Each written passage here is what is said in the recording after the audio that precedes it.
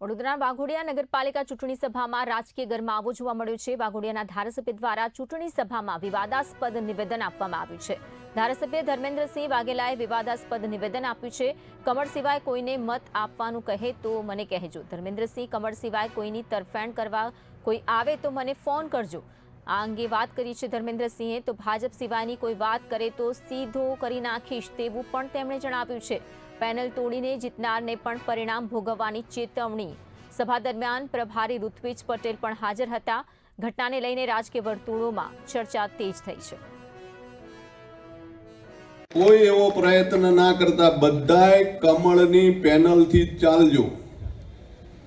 કમળ કમળ ને કમળ કમળ સિવાય તમને કોઈ કહેવા પણ આવે ને તો મને ફોન કરજો, એટલે આપણે એને સીધો કરી નાખશું।